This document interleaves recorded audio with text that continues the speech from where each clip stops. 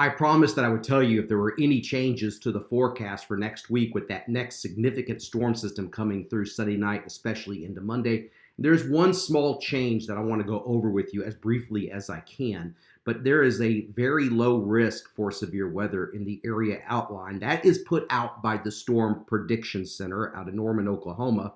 It's for Louisiana, Mississippi, Tennessee, and the southeastern one half of Arkansas. Now, I'm still not convinced that the threat for severe weather is all that great. I think the threat for heavy rain is greater with this, but let me show you what they are looking at and what's going on and what that potential threat would be if it did materialize. But this is Monday afternoon. What you're seeing here is precipitation over the previous 6 hours. So it's a small area, but it's intense heavy rain. And we could easily get a couple of inches out of this, maybe more in spots. It's still too early to pinpoint exact amounts, but it has that potential and that look. So this is Monday afternoon. Let's go straight to 7 o'clock. So this is the period between 1 p.m. and 7 p.m. on Tuesday. This is heavy rain. Now, this is the European computer model, which has been the most consistent out of all of them. And yeah, it does have something developing along the boundary, a little wave of low pressure, which in my opinion would bring at least some small severe threat far eastern Arkansas, more likely towards the east. Remember, it's only Thursday, so these things can change. But what's happening here is what I've been saying for the past several days is that the instability with this, let me switch over to what we call CAPE, convective available potential energy. This is the storm fuel. At that time, let me back it up. Okay, so this is at 7 p.m. Monday. There's hardly any surface-based instability.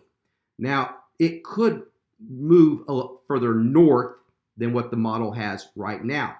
What I think the Storm Prediction Center is looking at are the significant winds just off the surface. And there's quite a bit of wind, and you see here this is at about 5,000 feet. So let's just say that there's a line of thunderstorms that develops. I would think strong winds would be the main threat. Again, this is still several days away. But then you look at that instability parameter with this, and I'll go back to that here. It's just not that high. You go over to the GFS computer model here, and it shoots up a little bit, but even that's low. Let me go forward just a little bit. See, it goes up. That's during the afternoon. That's at 4 p.m. Monday, and that's still rather low, 200, 300.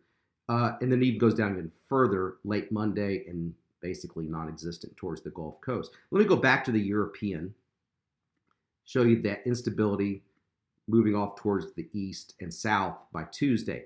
Back to the precipitation. So there's that wave of low pressure here. Now watch this with the European. This is just in this Thursday afternoon. So that's heavy rain. This is by 10 o'clock on Monday, 10 p.m. Monday. Heavy rain moving across Arkansas. It continues through the overnight and then rapidly departs on Tuesday. As I've been saying, this is out of here by Tuesday, and mainly heavy rainfall with limited instability.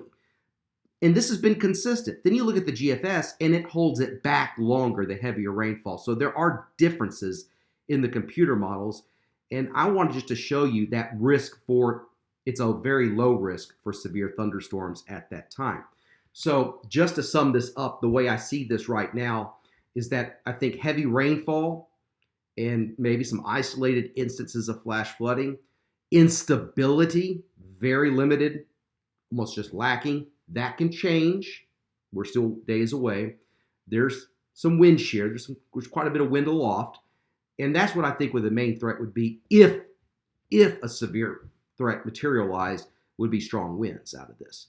But I told you and I promised you that I would let you know if anything changed. So I'm following it for you. And of course, you can watch KARK 4 News at 4, 5, 6, 10. I will have the absolute newest model information, my thoughts on everything.